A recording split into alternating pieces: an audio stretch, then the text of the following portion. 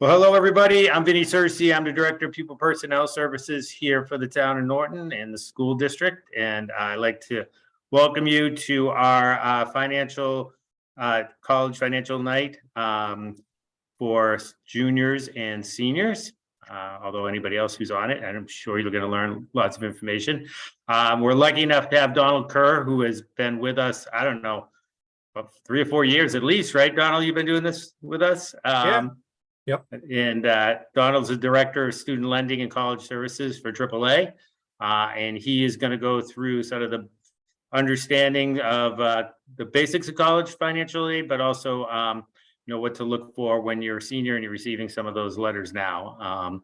So with that, I just want to thank you again, Donald, and hopefully I don't interrupt you too many times or ask too many questions. But for the folks that are here and attending, if you want, at the end of the presentation, we have the Q&A.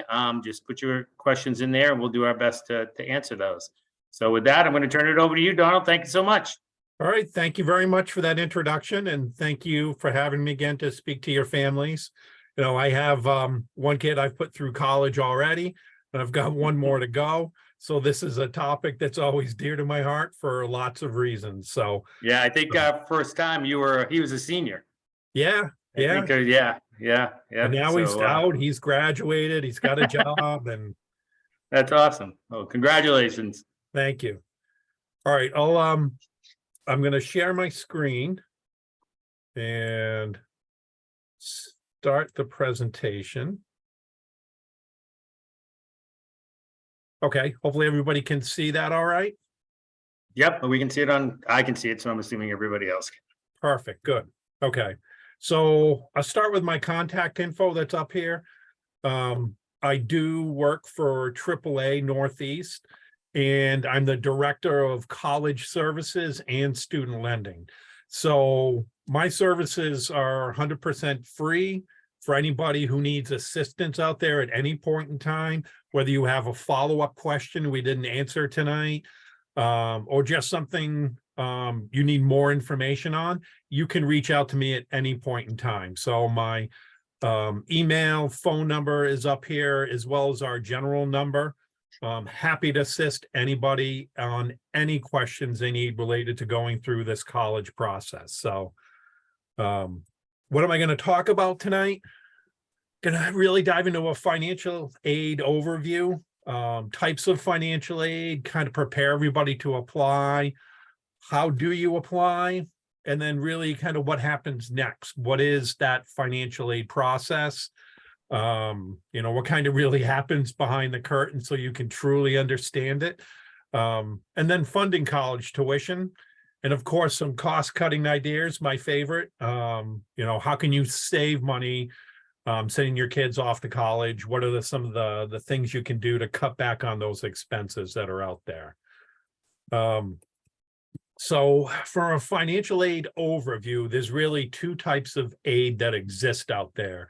Everybody can qualify for what's called merit aid, which is great because it's usually all 100% free money that does not need to be repaid. And it's based on how attractive your student is to the school. What is your student bringing to the table? Why is your student going to make that college a better place? And it's accounted for during the admissions process. So the good news is for merit aid, you don't have to do any additional applications. You fill out your college admissions application, and usually when you find out you're getting into the college and you've been accepted into that next class, they will also on that acceptance letter let you know about any merit aid you've been given or received. Financial aid is a little bit different. That is going to be based on really financials, the student's household financials. What is the student's income and assets, parents' income and assets, things like that. Also based on budgets that the school might have. A school can have a certain financial aid budget for handing out money. States and the federal government also can have budgets for how much money they're handing out. And this part is really going to be the focus of my presentation tonight, the financial aid aspect of it. One thing you will see throughout my presentation is that we're coming up on a very unique year. There are a lot of changes that are happening to the financial aid process.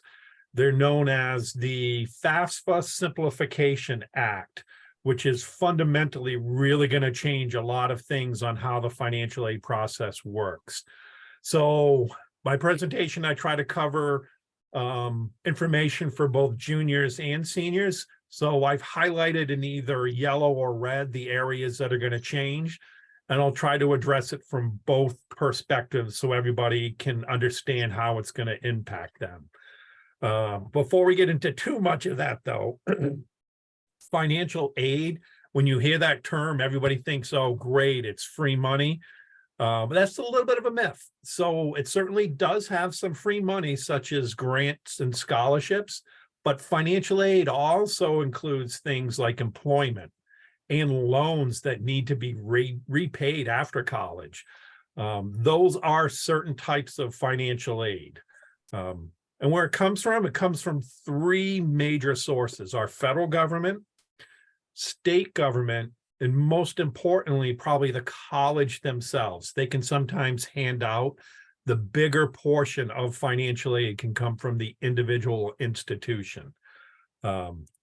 So who should apply for a financial aid? I often hear from some families, well, I make too much money, I'm not going to bother applying for financial aid. Absolutely everybody should apply for financial aid. You know, some of the basics are up here: being a citizen, having a high school diploma. One of the big ones that a lot of people are not aware of is maintaining satisfactory academic progress. So at freshman year, going off to college, and you're going through a financial aid process, you're getting a lot of financial aid offers from different colleges. And that could have a big weight on what school you choose to go to, on what college you choose to go to. Well, you should be aware that if fortunately that student doesn't do well academically, that money that helped sway your decision in the first year could disappear in the second year if they don't do good academically. So a lot of what we talk about tonight will always be tied to that academic progress. And there are ways students can recover if they happen to fall down and fall out of good standing. It's not all doom and gloom. They can definitely get back into good standings and regain some of that financial aid eligibility. All right, so now that you know a little bit kind of about what financial aid is, how do you apply for it? Well, you really need two main forms to apply for financial aid. That first one is the FAFSA form. That's the one everybody hears about. I've got to do the dreaded FAFSA form. What is it? And then the fear and the trepidation starts creeping up. But hopefully by the end of the night, you'll all feel a lot more comfortable and a lot more at ease on getting this application done. And it is required by every single college that's out there in the United States. So if you want financial aid, you absolutely have to fill out what's called the FAFSA form, free application for federal student aid. Good news is, I talked about those three sources earlier. This one form will get you access to financial aid from all three of those sources. So it's a great form to fill out, and it's really going to get you on your way to getting financial aid. In addition to that, there is a second form called the CSS profile form. Not every college requires this, but it's roughly around 250 colleges want this second form filled out.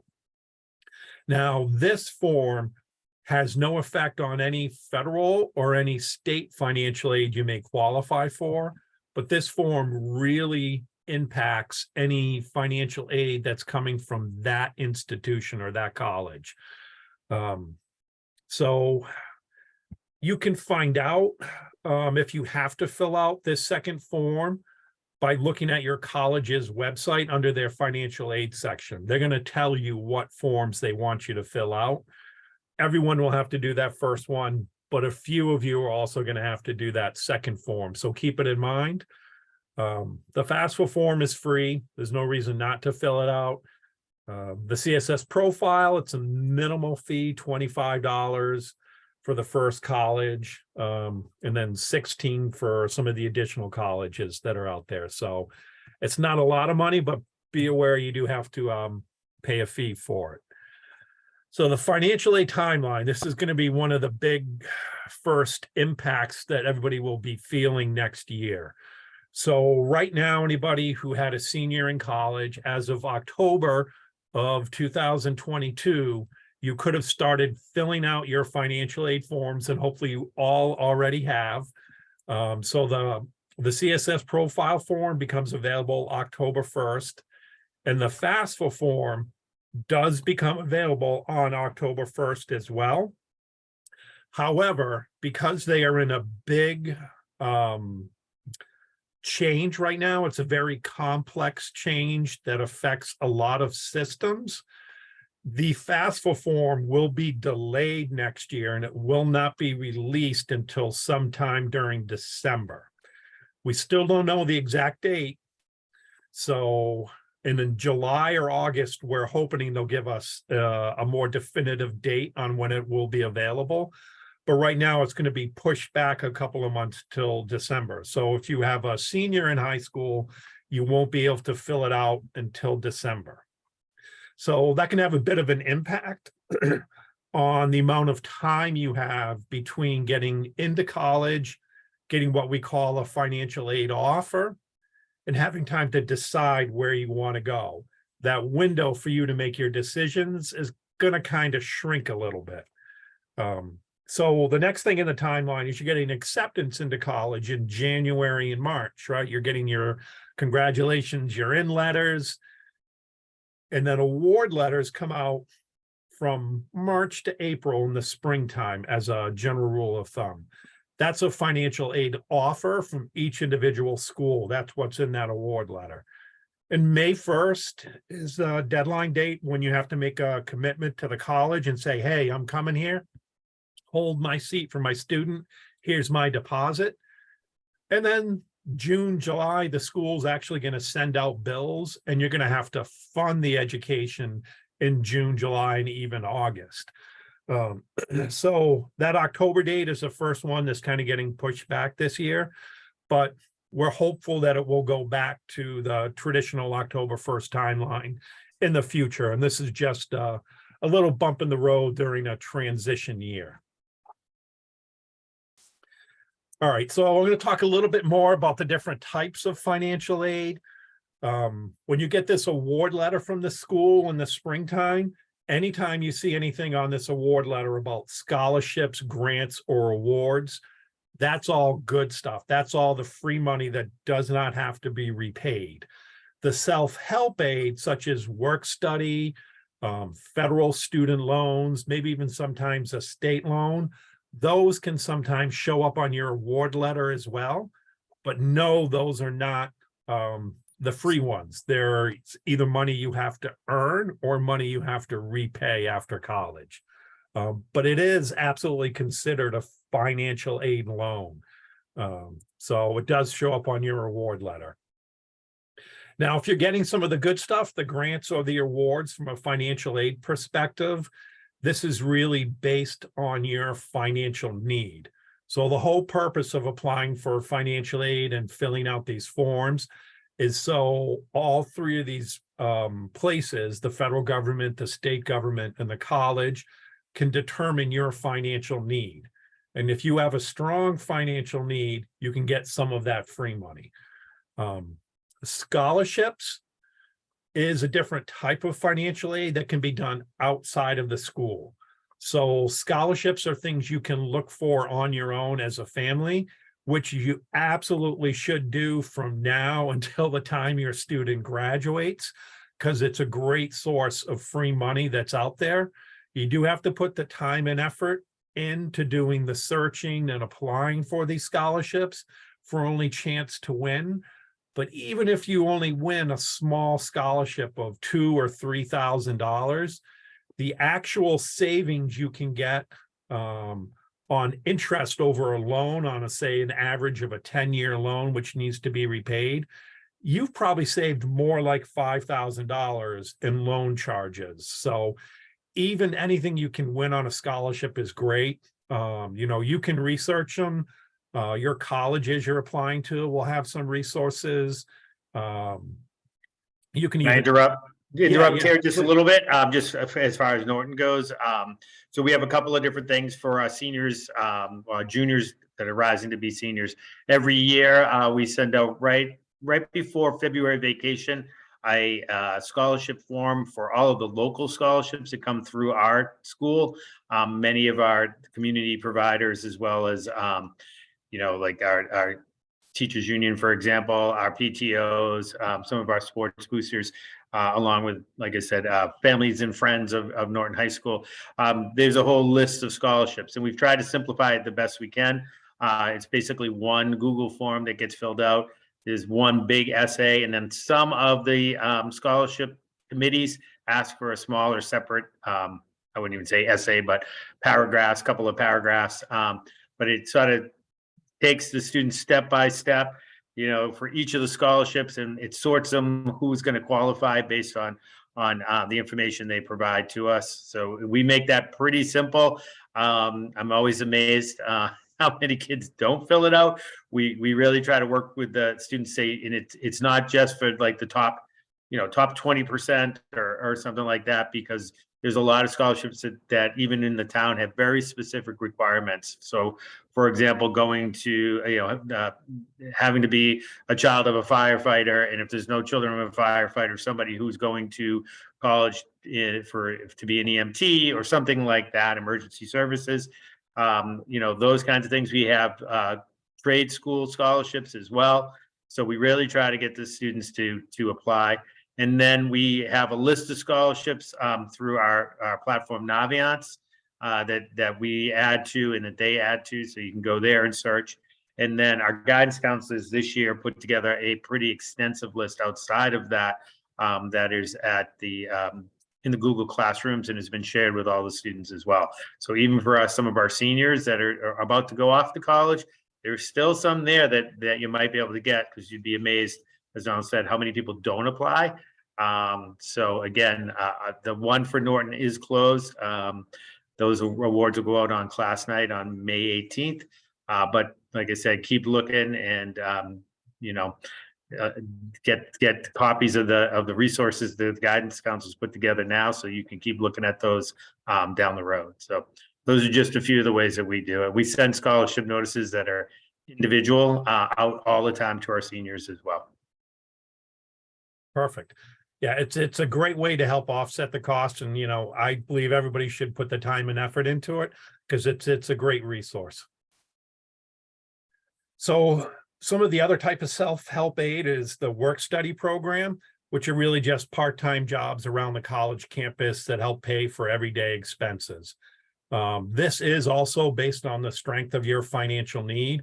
So when you're filling out the FAFSA form, they ask you a question, do you want to be considered for a work study job? And you check off yes or no, you don't want to be considered.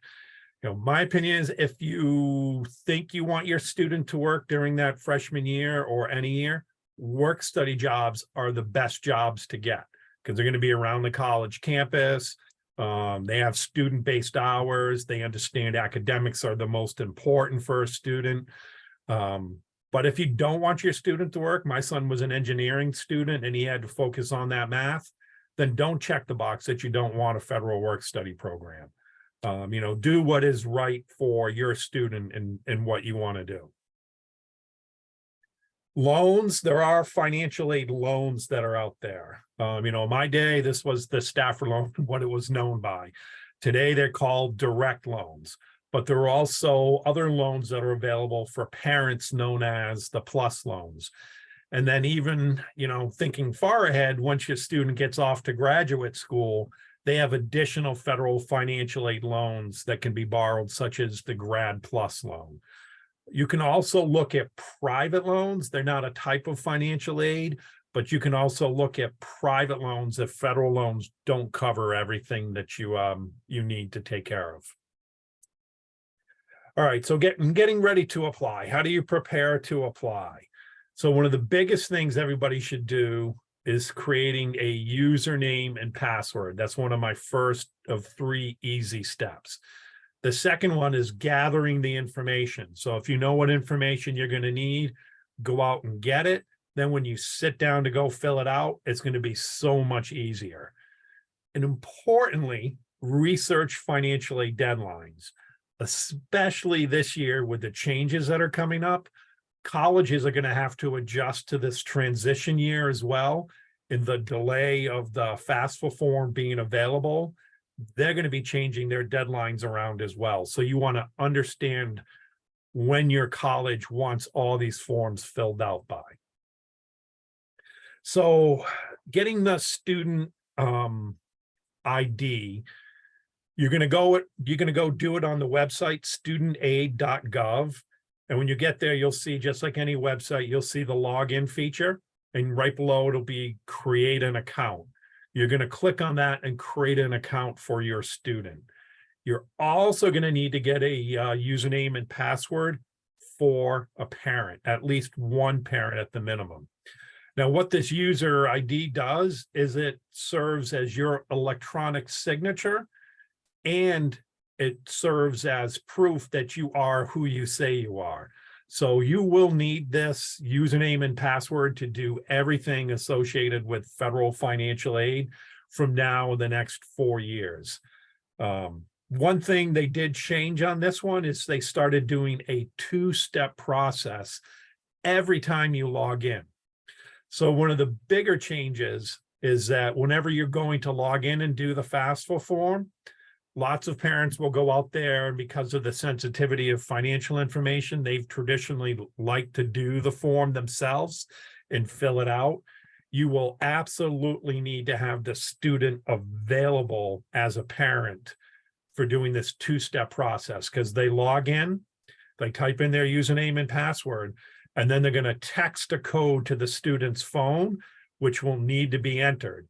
And if that student's not available, you're not even going to be able to get out of the gate with filling out these forms. So great family activity to sit down and do this all together, and it'll make it much easier for you. But that's going to be your very first step to make this process easy, is getting your username and password.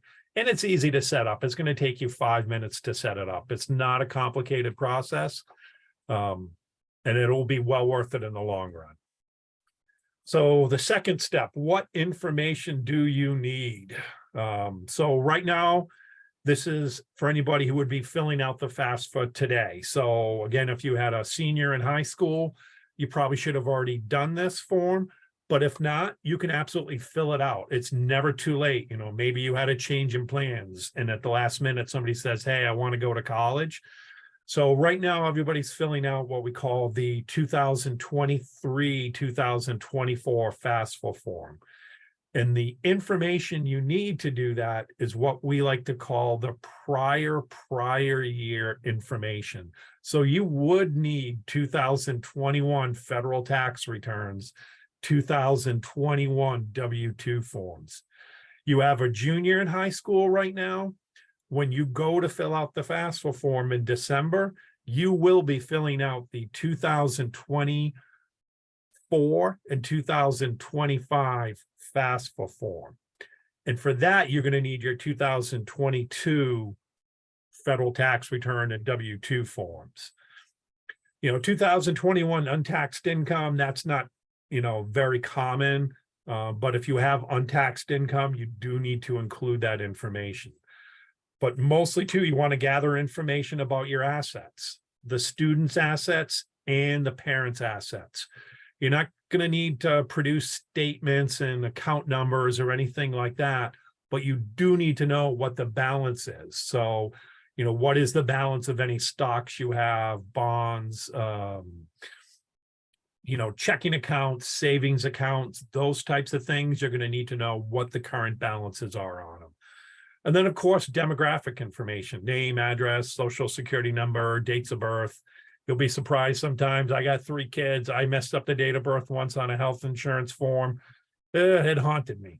So, when you're typing that in, make sure you have everything accurate, and the process throughout the next 4 years will go very smooth. So what are the deadlines? The deadlines you need to know. You're going to want to go to each individual college's website, and you're going to want to look under the financial aid section. And you're going to want to look for what's called a priority filing date or a deadline date. They're all going to be different, and some schools will break down their dates. They will break them down by if you're a freshman coming in or if you're an upperclassman. Believe it or not, upperclassmen don't usually have to fill out these forms 3 months after most freshmen do. And they even break it down by the type of admission process you're doing. If you're doing early action, early decision, or if you're in the regular decision process, those can all have different deadline dates by when you need to get this FAFSA form filled out. Federal government doesn't really have a deadline, so you don't have to worry about it. But once you've gone through your 5 or 10 schools and you've researched them all and written down the deadline dates, abide by that earliest deadline date. When you fill out the FAFSA form, fill it out for all the schools and make sure it's by that earliest date, and you'll be in great shape. I always say the earlier, the better. But it's not one of those things, if you fill out the form on the first day it's available, you're guaranteed to get financial aid. That's not true. What it does help you is if you were to qualify for financial aid based on your need, then you're going to maximize the amount you can get. Some states do hand out money first come, first serve. And every individual school has a financial aid budget, and they start promising that money out to people. So you want to be in line when that pile of money that they're promising to hand out is as big as possible. So I'm a big fan of doing it the earlier the better, but just know it doesn't guarantee you're going to get financial aid. So how do you apply? Where do you go to apply? You're going to go to studentaid.gov, and I have a picture of the website that's up here. Just be cautious when you type this in your internet search engine. Make sure you see the .gov in the URL. If you see .com, studentaid.com, get off that site and go back and retype it in and search for studentaid.gov. So October 1st, again, was the traditional time this was available, but that has changed for this upcoming season. And yes, you do get to do this fun FAFSA form every single year. So you're going to do it in that freshman year, but then you're going to be doing it every year for the next 4 years. So one thing I like to say with your username and password, write it down on a piece of paper, take a picture of it on your phone, however you like to store it, even though my IT security folks would be yelling at me for saying that right now. You're going to lose it. You're going to misplace it. You only need that ID once a year. Make sure you know where it is when you need it, because you'll need it in subsequent years. So when you're filling out the form, there's quite a few changes that are going to come up this year. So right now, the language on the FAFSA form, it's directed towards the student. But there are also questions about the parent's income and assets. And today, for anybody who's filled out the FAFSA form, it's one form. It's just one long form. The student can go in and just fill out all the information, student, school, and parental information, all in one smooth session. Same thing, a parent could go in today and fill it all out. When they release the new FAFSA form, it will be now a role-based form. So you will log in as the student, and they are only going to give you the student-based questions that apply to you. And then a parent separately later on will log in, and they will ask only the parents' questions for them. So, and then the two sections will kind of be married together in the background before it goes off towards the school. So how it gets changed, how it gets filled out will change. In the past, you could have filled it out, gotten all the way to the end, and then that's when you put in your username and password and sign it. Now you're going to need to do it up front, but it will make it a little bit easier. So the student's only going to see their questions, and they won't get confused by things, you know, when it comes to questions about adjusted gross income and assets. That'll be all just directed towards the parent, as it should be. All right, a couple other big changes that are happening from the form is today's environment. So anybody who's filled out the form or is about to fill out the form, divorced or separated situations. So generally what you'll do is you only have to fill out what we call is the custodial parents information. In the case of divorced or separated, you don't have to have both parents' information in there. Who goes in there? That's always been driven by who the student lived with or resides with. So if student was living with dad's information would go into the FAFSA form. What will change in the future is this now will be based on who is providing more financial support. So if the student is living with dad, but mom is the one contributing 51% or more of the support to the child, it will need to be mom's information that goes into the FAFSA form. And even though the student's living with dad, he will not be in there. So that'll be a big change for a lot of people and can have a lot of different scenarios. The schools will be prepared when this comes to be able to deal with all those unique situations. But generally, that's how they're going to look at it going forward. Anybody who's remarried, what they look at on the FAFSA form is what we call the family size. It used to be what we would call the household size, but now they're renaming it to the family size. So if a parent is remarried, it is now that step parents information that needs to go in there as well.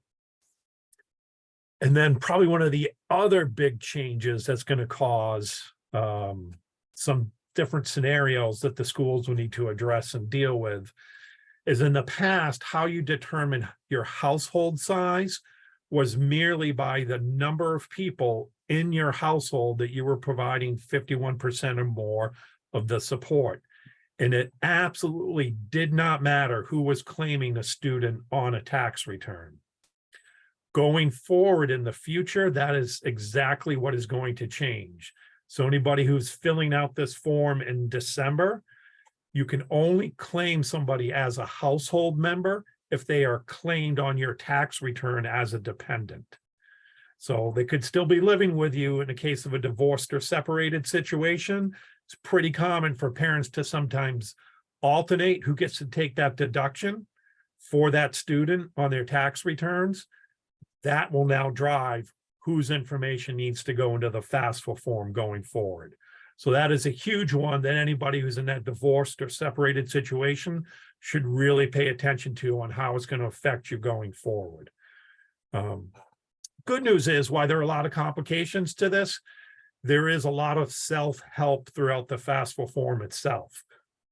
So for example, if you were stuck on the adjusted gross income and didn't know where to get that, you can just go into a field on the right-hand side and it's going to tell you exactly what to do. It's going to say, go to line 37 and type in that number. So they will make it a little easier, even for some of those kind of tricky situations. Donald, are they still going to have the automatic, like where it inputs your tax forms if you chose to do that? Yeah, so that's a great question. Today, what they do is they have a tool called the IRS Data Retrieval Tool, where you can initiate your tax returns getting imported in from the IRS directly into the FAFSA form. So it pre-fills all the fields, it's guaranteed accurate, and it saves you a ton of typing. What they're going to change in the future, I'm still unsure exactly how this is going to work, because if you have your username and ID and you're verified through the Social Security Administration with the federal government, they're going to automatically include your tax data. So you will no longer have to import it. It's going to automatically be included, which should be a fantastic change. You know, yeah, any of us that had to fill it out the old-fashioned way, we had 1 year we had to do that, and then the next year, and it was a game changer. I should use game changer for my wife because she did it, not me. But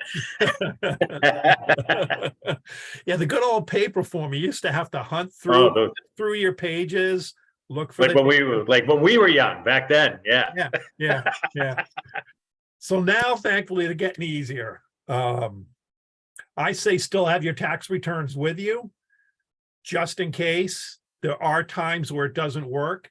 and you may have to manually type it in. An example of that could be if, you've had your identity stolen and somebody tried to file a false tax return, they may require you to manually enter your information. They may shut down that tool for your security and your privacy, which is a good thing. So what goes in there as far as your assets and what do you need to be concerned about? Your tax return should hopefully automatically populate, and you don't even have to worry about your wages and everything else.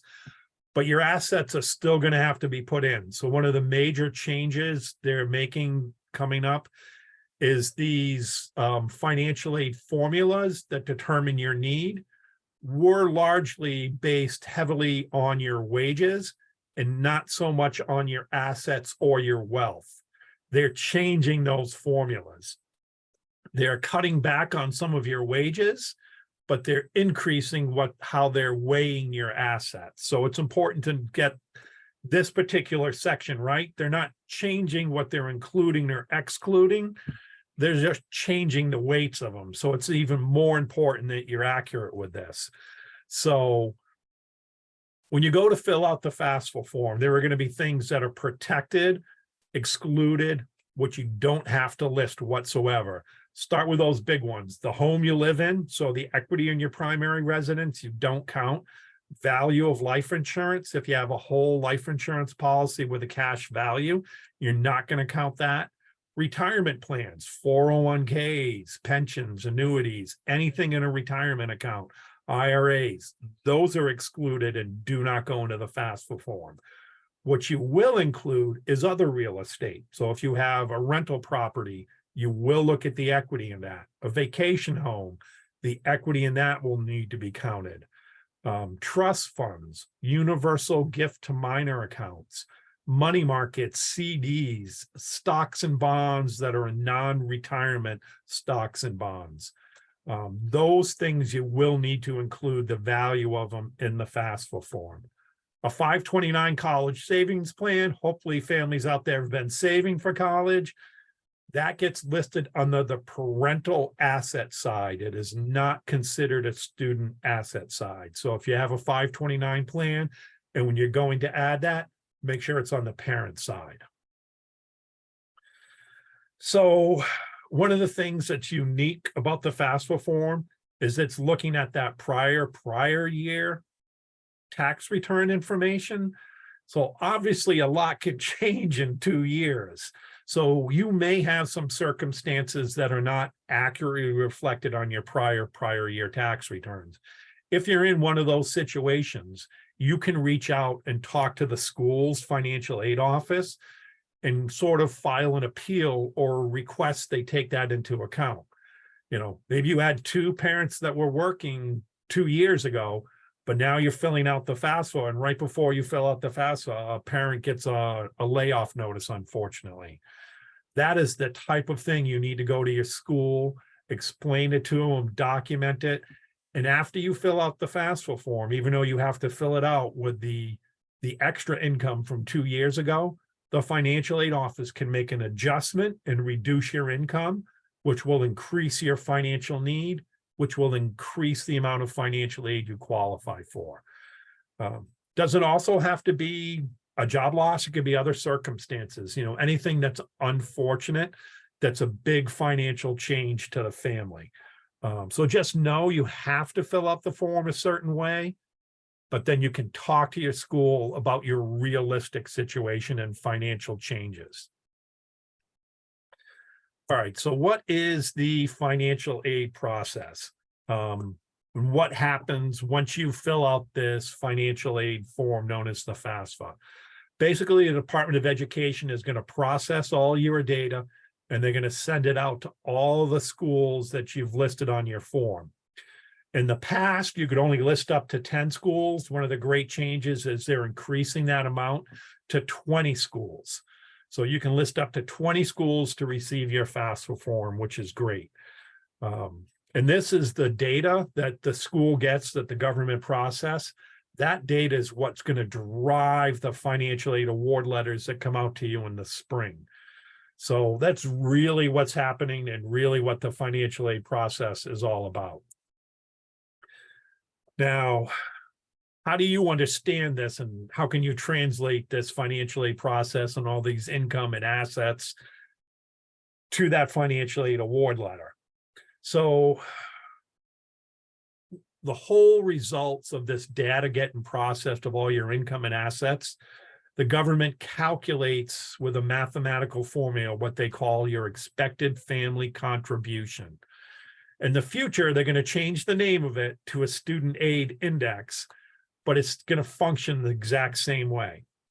And they're defining it as the amount of a family can reasonably or unreasonably afford to contribute to the cost of college that year. Good news is it stays the same regardless of the college. So you don't get a bill for what your EFC is. So when you fill out your FAFSA form and you look and you see your expected family contribution or student aid index, that's not what you're going to get billed for. But that number is what drives the entire financial aid process from all three sources, the federal government, the state government, and the college. So it is an absolutely critical number. And it's the highlight of all this work of filling out the form. So how is it used in reality? This is really how it gets used to drive the financial aid process. Your EFC, that number, is used in this following formula to determine your financial need. Because again, this is financial aid, and they're going to award scholarships and grants to people who have really strong financial need. So you're going to look at the cost of the school, the cost of attendance, and this is everything: room, board, tuition, fees, books, transportation, kind of that big scary number when you went to the college's website to see how much it costs per year, minus your EFC or student aid index from your FAFSA, that equals your financial need. So let's take a couple of examples. So say your EFC, it turns out to be $20,000. That's what your EFC or student aid index is. And you're going to NYU, New York University, which is $80,000 a year. They're going to take $80,000 a year minus your 20, and your financial need is $60,000. That's a really strong financial need. Now, the other school you have on your list, maybe it's UMass, and that's going to cost you $30,000 per year for UMass. They're going to do the same thing. They minus out your 20,000 EFC. Your financial need is now just $10,000. That's a very weak financial need. So NYU, because you have a strong financial need, is likely to give you some good financial aid and assistance and help paying that bill. The UMass in this example might give you a little something, if anything.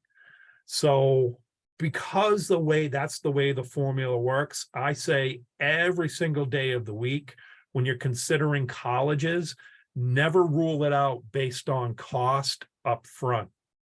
Don't look at that sticker price and say, hey, we can't afford to go there. Be prepared to have that conversation, but once financial aid is factored in, you'll be surprised on, hey, I can actually afford this college. What we thought was out of reach is now doable. And if it's a great fit for your student, they're going to be successful there, get a good education, and have a good career. You don't want to rule it out because of cost. Should be a factor in your considerations, and be prepared that you might not be able to afford it. But that's how the financial aid process works. And keep that in mind when you're looking for schools to apply to. Okay, so this financial aid award letter that comes out in the spring, they're going to look completely different.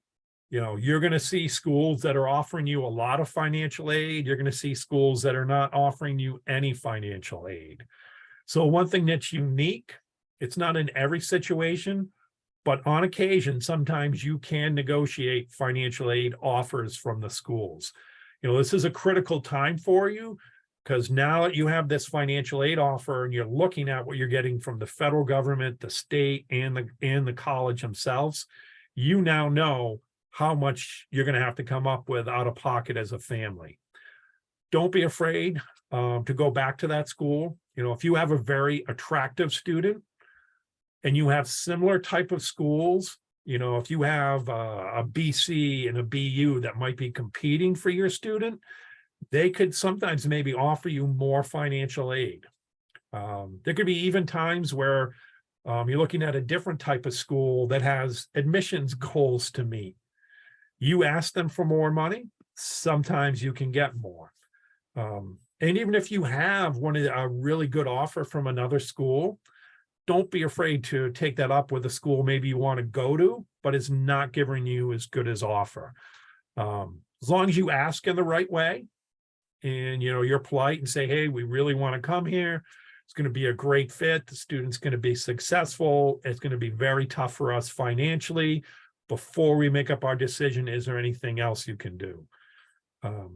Another great tip is if you're going to negotiate, have the student ask. I had a nephew who was at a technical school and got a financial aid offer and went back and asked for more money 4 times, and 3 times they gave him more money as a financial aid offer. And it put it into the category that family could afford it. So without him doing that, he wouldn't have been going to that school, but he was sincere. He did it and he followed up and he was tenacious and he got some more money. So not like a car dealership. We're not wheeling and dealing like you're at a car dealership. But note, sometimes in some cases you can be successful. One of the things I would say there when we talked about the application process and the search process, and I'll be honest, we experienced this personally. We were able to go back, but you really need to go as you're going through the search and as you narrow it down and you have these accepted days. And you know, we will talk a lot about, especially to our junior parents coming up at on that night, is you need to make sure you go to all of the things, right? And because they're tracking that, they're tracking how many times you're on their website, they're tracking whether you've signed up for the Facebook accounts or the Instagram accounts, they're tracking whether you've come there, you know, how many times you've come, and if you show a real effort and they think that, wait a minute, if we throw another couple of grand, it's going to close that deal, so to speak, they're going to do that. If you haven't been there and they think you're using it to negotiate with another school, you might not get that. So, you know, once you have narrowed it down to your top few schools, really make sure you do all those things, because again, I've personally seen it pay off in my family, but I know a few other people it has as well. So, you know, we'll talk about that when we talk about the actual application process in a few weeks, but I can't stress it enough. Yeah, that's definitely helpful. You know, and it's worth it. In my opinion, it's worth asking. They don't take away financial aid offers they've already offered you. Never seen that happen. And if there's a chance you can get more, to me, it's absolutely always worth it.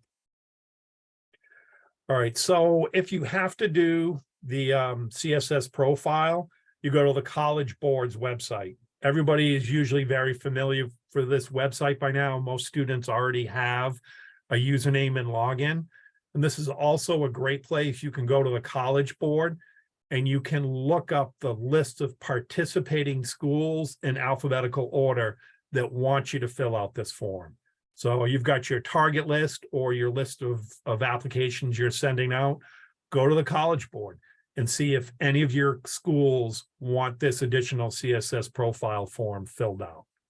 Because you definitely don't want to miss out on this form, because this form controls the financial aid that comes from the college itself. Okay, so funding college tuition, how are you going to do that? So before I jump into this one, I just want to kind of briefly recap some of the changes that are coming out to the financial aid formulas this year. I know I've talked about a lot of changes, and I don't want to make them all sound like they're all bad. Everything they're doing, in my opinion, is going to make this process so much easier.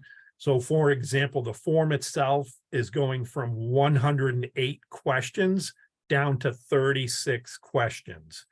So their intent is to simplify this financial aid process for you and make it a lot easier. That is their overall intent.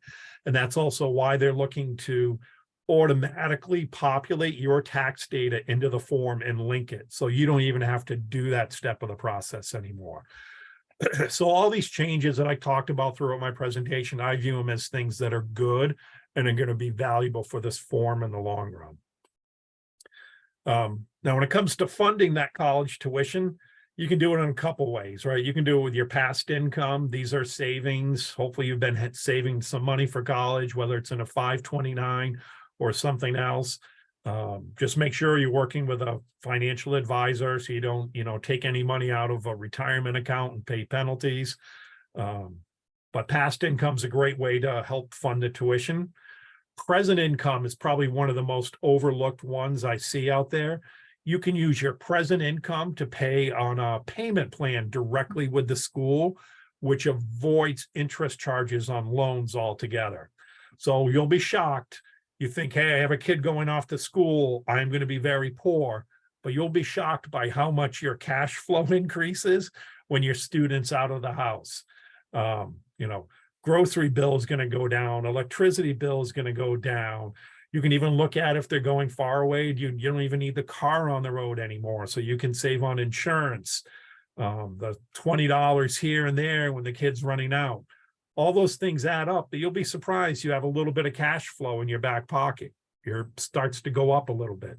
You can redirect that into what's called a monthly payment plan. So say you owe the school $5,000, maybe you don't have it, you can't write a check, but maybe you can pay them $500 a month for the next 10 months. So now you're avoiding paying interest on loans by doing some portion of a payment plan. So if you have the cash flow, consider doing some portion of what you owe the school on a payment plan. And then, of course, future income, federal loans and private student loans. That's really a vehicle lots of families rely on. Home equity loans, all those different types of loans families look to help fund the education. But be aware, you can also get tax credits and deductions to help offset your expenses. If you're a tax geek and you like to do it yourself, just research IRS publication 970. You'll have all the up-to-date information. If you're like anybody else and you don't like to do taxes, just tell your accountant that you have a child in school and they will make sure you're getting all the tax breaks you can get. But there's lots of things out there. Even the interest you pay on student loans, you can get a tax break for that. So use those to help offset some of the cost of the college. Now, when you get your award letters and you see the federal direct loans on there, these are the rates that are on those loans for the current year. They're fixed at around 4.99. Don't know what they'll be. The government sets their rates usually every June for what they'll be in the upcoming fall semester. The difference here, probably the only one thing I really want to point out is on your award letter, you may get all an unsubsidized offer, or you may get subsidized student loans as well. If you get a subsidized student loan, that means it's interest-free while the student is enrolled in college. If it is all unsubsidized, interest starts accruing from the moment the school receives the money. No payments are required until 6 months after graduation for both loans. But in one case, that interest is adding up. And that's how, hey, you got a $5,500 loan as a freshman. You go to graduate 4 years later and you look at it and you go, well, how to get up to $7,000? The interest adds up on unsubsidized loans, and the subsidized loans, it wouldn't. It would be the exact same balance. But it's also what I call the only true student loan. It's in the student's name with no cosigner and no credit check. So it's a great loan to take. And if you need to borrow, you should absolutely take that loan first. Don't get a lot of money through that. So everybody should see, will see on a freshman year offer on award letter, every school will offer you a $5,500 financial aid loan. It may be broken up from different schools between subsidized and unsubsidized, but everybody will get $5,500 by filling out the FAFSA form. Even if Bill Gates were to fill out the FAFSA form, his kids would get a $5,500 Stafford loan, direct loan. Not that they need it, but they would be offered it. It's not a ton of money. It goes up in the next year, year two, it's $6,500. And then junior and senior year, they can borrow $7,500 each year. So it's not a lot of money in these financial aid loans. But again, they're the great loans and the ones you want to take if you can get them. Graduate students are a little bit different. Once they get to graduate school, they can almost borrow everything completely on their own. Parents have an option of using what's called the PLUS loan from the federal government. Has a fixed interest rate of 7.54 for the current year. Biggest thing on the PLUS loan is the government charges an additional origination fee of around 4.23%. So for every $10,000 you borrow, they're going to charge you a fee of $423. They subtract it from the loan, so you don't have to pay it out of pocket, but you do pay it back when you pay back the loan. Credit checks are required for this type of loan, and this is a loan that is in the parent's name. The student is not legally responsible for this type of loan. So then you can look at private student loans as well, but when you do research on private student loans to help you pay, you really need to pay attention to the different interest rates and the different lenders you're looking at. Who is going to be the borrower? You can have student borrower, student and parent together, or even parent borrowers. So private loans are going to offer you the widest variety, and you want to research and look what's right for you. Do they have any application fees, origination fees? What are their repayment terms? Can you do interest only? Can you defer them like the federal loans are deferred? And are there any rewards or incentives to take out that individual loan? An example, we do offer a 3% graduation reward for our AAA members. There are other lenders out there that might do something like a good grades reward. If your student gets good grades, they give you 1 or 2% back. So look for those types of benefits when you're exploring private loans. But most importantly, look at their interest rates. There's going to be a large variety of interest rates offered. And if you're looking at private loans, I say you should always shop at least 2 to see who's got the better interest rates for you. All right, so some cost cutting ideas. You can reduce the tuition bill. You can sometimes get regional tuition if you're going to a school, maybe out of state, but it's close by. If you're sending 2 kids to college, which is a great one, but sometimes you have to ask for it. Sometimes some of these discounts to help you save, the schools are not necessarily going to offer up front, but if you ask about them, they could be available. If you've had a relative that's gone to that college in the past, there could be a discount for that. But my favorite one is the New England Board of Higher Education. This is one my son took advantage of directly. So if you live in Massachusetts and you want to study a major that's not offered by the Massachusetts school systems, UMass or any of the state school systems, but it is offered by one of the surrounding states, you can get a discounted tuition because your state school does not offer that major. Not every major applies, but you can visit this website and look at the majors. So my son did this because he was a mechanical engineering technology major. UMass, and they have great mechanical engineering programs, but none of them offered a degree in mechanical engineering technology. So UMaine was one of the few schools that had it. He went up there and he got a discounted tuition. So we saved probably over $5,000 a year by taking advantage of this program. So consider it and look at it. And then you can test out if you can take some advanced placement or college level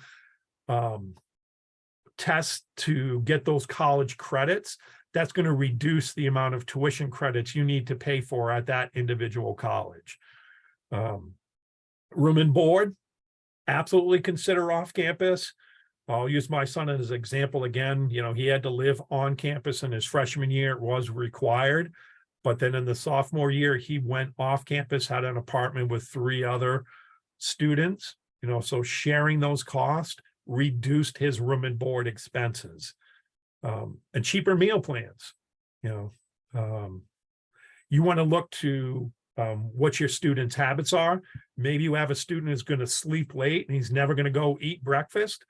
Well, there's no reason to get, 3 square meals a day for that student who's always going to skip breakfast every day.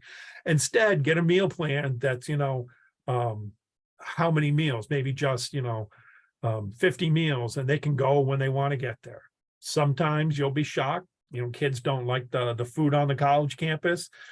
There's plenty of businesses around most colleges that want to take as much money from the college kids as they can, and they will go off campus to eat as well.